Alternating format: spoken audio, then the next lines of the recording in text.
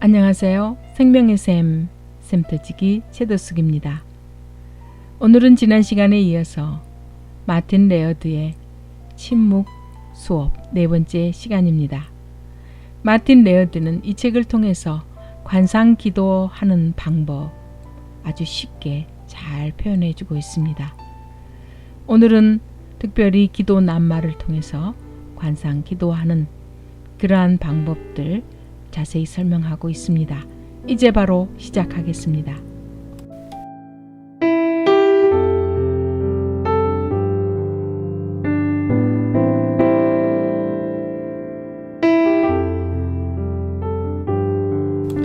기도 낱말로 기도하기. 예수 기도란 무엇인가? 예수 기도는 여기저기 떠돌아다니며 방황하는 마음을 침묵으로 이끌음으로써 기도하는 사람에게 내면의 깊은 곳을 열어주는 고대의 기도 방법이다. 사실 마음을 고요하게 만드는 것은 무척 어렵다. 마음은 5만 가지 생각의 꽁무니를 끊임없이 쫓아다닌다. 머릿속에서는 내적 수다가 무수히 쏟아진다. 예수 기도는 그리고 모든 관상 기도 훈련은 이러한 마음의 수다를 멈추려는 시도이다. 마음이 내적 수다에 끌려가도록 하는 대신 조용하게 암송할 수 있는 짧은 구절이나 단어를 마음에 제공하는 것이다. 예수 기도는 바로 이런 구실을 한다. 주 예수 그리스도 하나님의 아들이시여, 이 주인을 불쌍히 여기소서. 이 기도는 간단하게 예수님이라는 한 단어로 줄일 수도 있다. 이처럼 마음을 다스리기 위해 짧은 구절이나 하나의 낱말을 활용하는 것은 그리스도 교회의 오래된 전통이다. 기도 낱말. 예언자 이사야의 목소리는 관상 기도의 본질을 이렇게 전한다. 주님, 주님께 의지하는, 즉 마음을 두는 사람들은 늘 한결같은 마음을 가진 사람들이니 그들에게 평화를 더하여 주시기 바랍니다. 마가복음에는 예수께서 자기를 따르는 한 사람을 눈여겨보시는 이야기가 나온다. 그 사람은 영생을 갈망하는 부자 청년인데 예수님은 그와의 만남에서 감동을 받으시고 계속해서 그를 주시하신다. 예수께서 그를 눈여겨보시고 사랑스럽게 여기셨다. 대부분의 관상가들은 이사야와 미가가 전하는 것처럼 이러한 상호 응시 속에서 휴식하는 아주 단순한 행위가 기도라는 사실을 알고 있다. 하나님을 향한 우리의 자기 망각의 응시는 우리를 향한 하나님의 자기 증여의 응시 속으로 용해되며 이러한 상호 응시 속에서 우리는 쉼을 얻는 것이다. 십자가 요한은 깊은 기도를 비슷하게 규정한다. 하나님의 특별한 속성을 느끼거나 이해하려고 애쓰지 말고 그저 사랑의 시선으로 하나님을 응시하십시오. 이러한 사랑의 시선을 통해 우리는 하나님 안으로 들어간다. 의식이 자의식의 여러 껍질을 벗고 중심을 드러내려면 무엇보다 먼저 침묵이 자라야 한다. 하지만 우리는 이때 숙명 같은 인간 조건에 직면하는데 그것은 인간이 당최 침묵하지 못한다는 사실이다. 몸이 침묵하더라도 마음은 폭주하는 열차처럼 무서운 속도로 움직인다. 몸은 기도 장소에 있어도 마음은 다른 곳을 헤맨다. 쇼핑몰이나 지중해 해변에 있기도 하고 논쟁을 재현하기도 하며 미래를 염려하기도 하고 과거를 후회하기도 하면서 온 데를 떠돌고 온갖 일을 한다. 그러나 현재라는 순간의 단순성 속에서만 머물지 못한다. 오래전 이집트 사막의 관상가들은 이러한 강박적인 마음의 활동을 훤히 알았으며 그것이 사람을 분열시키기도 한다는 사실도 잘 알고 있었다. 그들은 사막에서 악마를 물리치신 예수님을 본보기로 삼으면서 마음을 다스렸다. 복음서를 주의 깊게 읽어보면 악마를 만났을 때 예수님은 악마와 대화하지 않으신다. 대화 대신 성서 구절을 인용하신다. 예를 들어 악마가 내가 하나님의 아들이거든 이 돌들에게 빵이 되라고 말해보아라 라고 했을 때 예수님은 악마와 말을 섞지 않고 신명기 8장 3절을 인용하신다. 사람이 빵으로만 살 것이 아니라 하나님의 입에서 나오는 모든 말씀으로 살 것이다. 악마가 내가 하나님의 아들이거든 여기에서 뛰어내려보라 라고 유혹할 때도 예수님은 사탄과 대화하지 않고 성서를 인용하신다. 주 너희 하나님을 시험하지 말라. 예수님의 이런 대처는 악마가 떠나갈 때까지 계속된다. 누가는 악마의 실패를 이렇게 묘사한다. 악마는 모든 시험을 끝마치고 물러가서 어느 때가 되기까지 예수에게서 떠나 있었다. 초기 그리스도교 관상가들은 예수님을 본보기로 삼으면서 사막 영성 심리학을 발전시켰는데 그들은 내적 대화에 사로잡히지 않는 게 중요하다는 사실을 깨달았다. 내적 대화는 기도뿐 아니라 내면의 평화를 해치기 때문이다. 악마는 인간의 심층에 들어갈 수 없다. 그것은 주님의 영역이기 때문이다. 하지만 악마는 우리가 가장 흥미를 느끼는 생각의 패턴, 사막의 관상가들은 이것을 정념이라고 일컫는다. 생각의 패턴을 폭탄처럼 쏟아부으면서 우리가 내면의 심층에 관심을 갖지 못하도록 해방한다. 일단 이런 생각의 패턴에 붙들리고 나면 관상가는 뒤이어 소용돌이치는 비평의 홍수에 완전히 압도당한다. 이 마음의 비디오는 수십 년, 아니 평생 돌아갈 수도 있다. 사막의 관상가들은 마음의 산만함과 수다를 자기들의 삶을 통해 분명하게 알았다. 하지만 예수님을 본보기로 삼음으로써 산만한 생각과의 내적 대화에 마음을 빼앗기지 않을 수 있었다. 짧은 구절을 암송하라는 지침에 따라 그들은 자신과 대화를 하는 대신 일을 할 때든 홀로 기도할 때든 예수님처럼 짧은 성서 구절이나 낱말을 침묵 속에서 끊임없이 읊조렸다. 포티키의 디아토코스가 좋으니 에이다. 우리가 하나님을 떠올리면서 산만한 마음을 일단 정지시켰어도 마음은 또 다른 일거리를 계속 찾을 것이다. 마음은 일거리가 있어야 만족하는데 이러한 마음에 주 예수의 이름을 부르는 기도를 제공하는 것이 최선이다. 그래야 성령님께서 산만한 마음을 다스리시기 때문이다. 성서에도 성령을 힘입지 않고서는 아무도 예수는 주님이시다 라고 말할 수 없습니다 라고 기록되어 있다.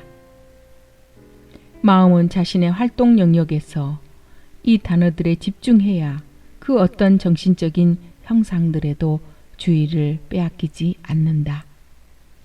하지만 분명히 알아야 한다. 아무 생각도 하지 말라는 게 아니다. 마음에는 언제나 무엇인가를 하려고 하는 속성이 있다는 것을 디아도코스는 잘 알고 있다. 그래서 침묵 속에서 짧은 성서 구절을 반복하는 것 같은 일거리를 마음에 제공하라는 것이다. 그것이 기도 낱말의 특별한 임무다. 기도 낱말은 마음이 생각의 꽁무니를 쫓아다니지 않게 하며 일단 생각에 붙들리면 이어지는 비난이나 비평에 재빨리 채찍질을 가한다. 마음이 생각에 사로잡혀 있다는 것을 알아차리면 다시 기도 낱말로 주의를 돌리면 된다. 생각과 씨름할 때 기도 낱말은 정말 많은 도움을 준다. 이것을 성서는 이렇게 표현한다. 기도 낱말은 모든 생각을 사로잡아서 그리스도께 복종시킵니다. 따라서 이런 훈련을 계속하면 내적 고요와 내적 집중을 열매로 얻을 수 있다.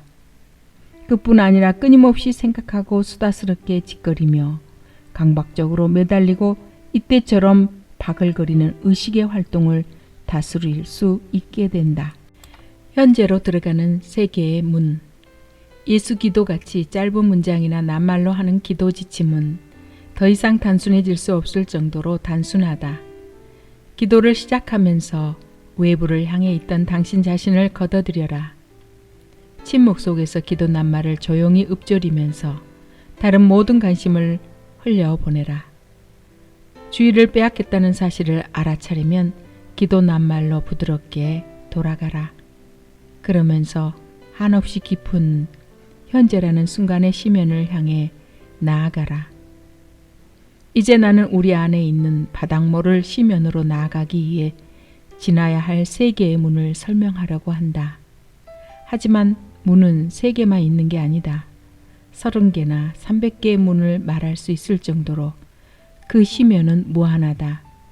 엄밀히 말하면 그곳에 이르는 문 같은 것은 없다.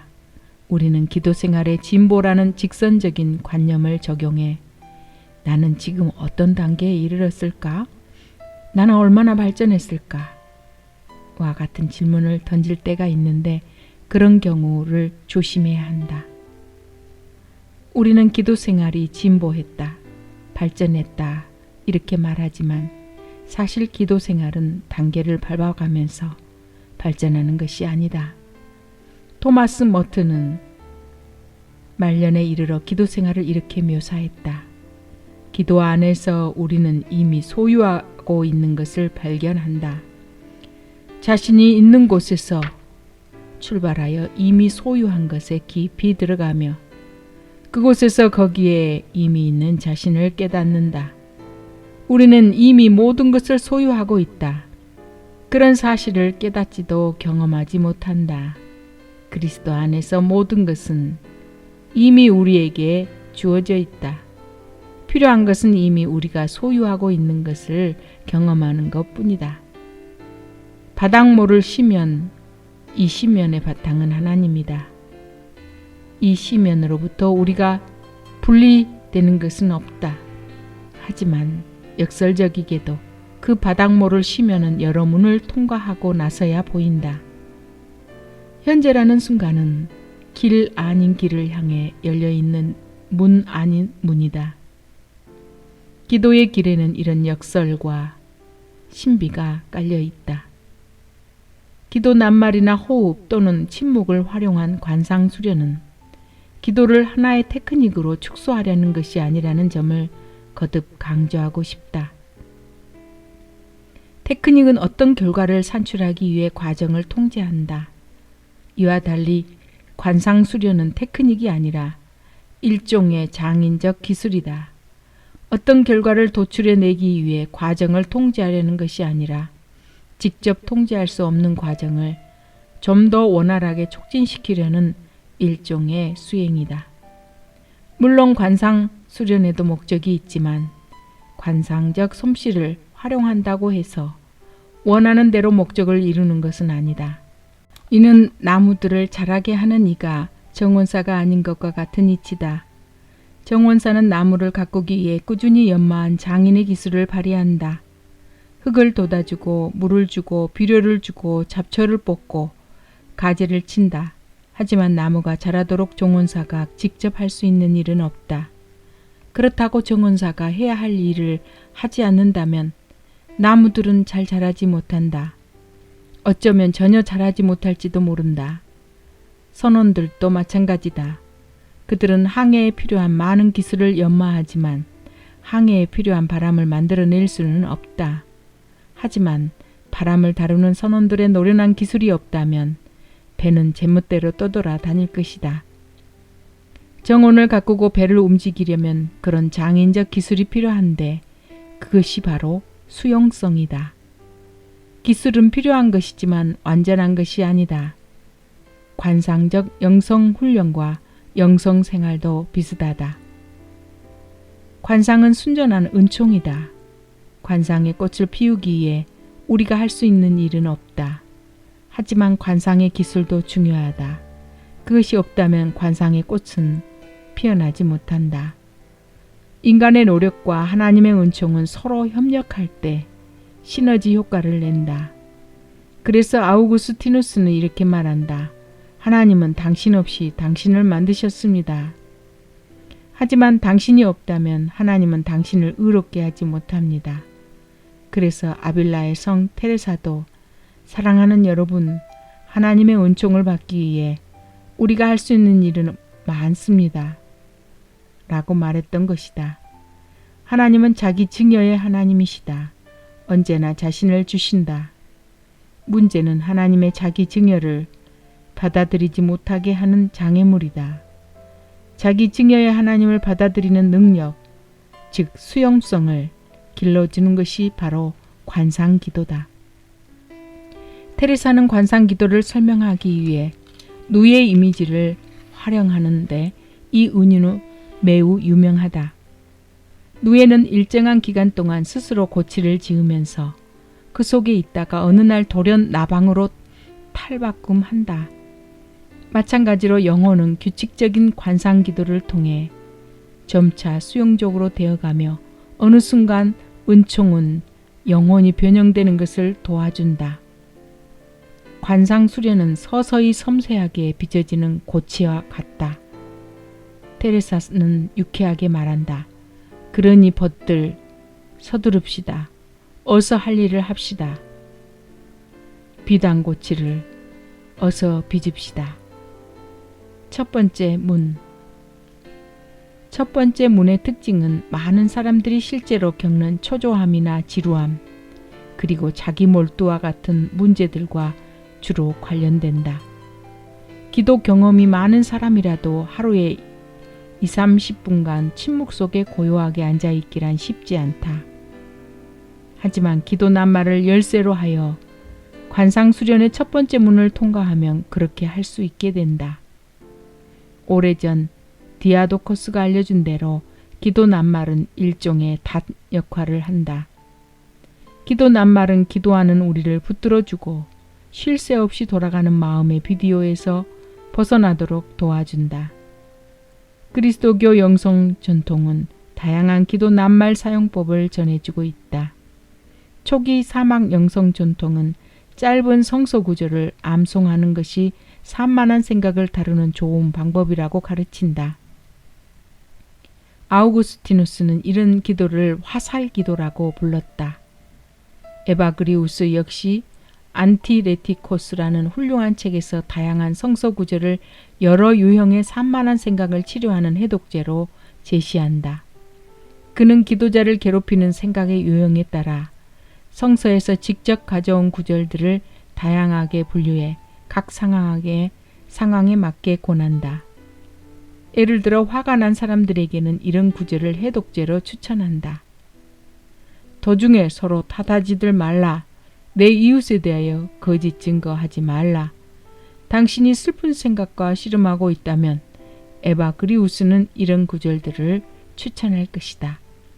누구든지 그리스도 안에 있으면 새로운 피조물입니다. 너는 그런 사람들을 두려워하지 말아라. 내가 늘 너와 함께 있으면서 보호해 주겠다. 나 주의 말이다. 이런 식으로 훈련을 하면 몇 가지 영성 훈련을 한꺼번에 하게 되는 이점이 있다. 성서에 관한 지식을 향상시킬 뿐 아니라 내적으로 깨어있게 하며 마음을 고요하게 하기 때문이다. 자신을 괴롭히는 생각이 어떤 것인지 알려면 내적으로 깨어있거나 그것을 바라볼 수 있도록 고요해져야 한다. 또한 적절한 구절을 즉시 마음에 떠올릴 수 있게 하려면 성서에 관한 지식이 해박해야 한다. 에바그리우스가 이런 훈련을 권하는 까닭은 경우에 합당한 성서 구절들을 침묵 속에서 암송하면 괴롭히는 생각과 강박적으로 씨름하지 않아도 되기 때문이다. 이런 식으로 관상 수련을 꾸준히 하면 심리치료적으로도 효과가 있다. 이런 훈련을 통해 자기 자신과 괴로운 생각의 관계가 치유되면서 스스로가 변형되기 때문이다. 이렇게 관상 수련은 심리치료와 밀접한 관계가 있다. 따라서 고통스러운 생각이나 감정은 장애물이기도 하지만 어떻게 다루느냐에 따라 내적 침묵을 기르고 성서에 몰입하게끔 도와주는 기회가 되기도 한다. 에바그리우스가 다양한 상황에 적용할 수 있는 성서 해독제를 가르쳤다면 적어도 동방 종교의 전통에서는 그가 죽은 지 얼마 지나지 않아 이런 성서 구절들이 좀 더 정선된 기도 낱말로 축소됐는데 그것이 바로 예수기도다. 디아도코스는 예수기도 초기 전통의 대변자다. 예수기도는 짧은 형태와 긴 형태가 있는데 디아도코스와 클라마쿠스는 예수라고만 하는 짧은 형태의 예수기도를 지지한 사람들이다. 수세기에 걸쳐 전해져 내려오면서 예수기도는 점점 길어졌다. 하나님의 아들 예수 그리스도시여 제게 자비를 베푸소서. 살아계신 하나님의 아들 예수 그리스도시여 제게 자비를 베푸소서. 주 예수 그리스도 하나님의 아들이시여 이 죄인을 불쌍히 여기소서. 그러므로 많은 사람들이 사용한다고 해서 그것이 유일한 예수 기도의 형태는 아니라는 것을 알아야 한다. 에바그리우스의 제자인 요한 카시아누스는 사막 영성을 서방교회로 가져온 사람인데 그는 이런 짧은 기도를 권한다. 오 하나님, 나를 도우소서. 주님, 지체하지 마시고 나를 도우소서. 이 기도는 그가 말하는 불의 기도의 일부다. 또한 침묵 속에서 우리 아버지라고 하는 기도는 그가 권하는 가장 내밀하고 심오한 기도다. 여기서도 우리는 성서에서 영감을 받은 침묵 기도의 한 방법을 본다. 무지의 구름을 쓴 익명의 저자는 기도 낱말로 기도하는 또 다른 방법을 우리에게 전해준다. 그에 따르면 기도 낱말은 모름지기 단순해야 한다. 또한 의미를 많이 함축하고 있는 단어여서도 안 된다. 의미가 많이 함축되어 있으면 기도하는 동안 그 의미를 생각하기 때문이다. 거룩한 단어는 한 단어면 좋다고 하면서 그는 이렇게 말한다. 한 음절로 된 짧은 단어를 선택하십시오. 그것이 두 음절의 단어보다 낫습니다. 짧을수록 성령의 활동을 잘 받아들입니다. 하나님, 사랑 같은 단어가 그런 기도 낱말입니다. 당신의 마음에 다가오는 단어를 선택하십시오. 어떤 단어를 선택하든 그 단어를 당신의 심장에 단단히 묶어 놓으십시오. 그 어떤 일이 나도 그것과 분리되지 마십시오. 기도 낱말로 하는 관상수련이 내면에 뿌리 내리고 관상수련에 들이는 시간이 더 많아짐에 따라 추론하는 일이 불필요해지고 내면의 비디오를 보는 시간도 점차 줄어들 때 우리는 첫 번째 문을 지나 현재라는 순간에 들어선 것이다. 그것은 쉽게 감지할 수 없지만 분명하게 형성되고 있는 흐름이다. 새로운 곡을 연습하기 시작할 때 피아니스트에게 일어나는 일처럼 말이다. 새 곡을 처음 연주할 때는 어색하고 어렵고 자주 중단된다. 하지만 연습의 연습을 거듭하면 어느 날 갑자기 자연스럽게 연주할 수 있게 된다. 자의식의 어색함은 사라지고 기도 낱말은 피난처가 된다. 프레니와 주의에서 프레니가 말하듯 바로 이때 기도양이 기도의 질을 획득한다. 안녕히 계세요.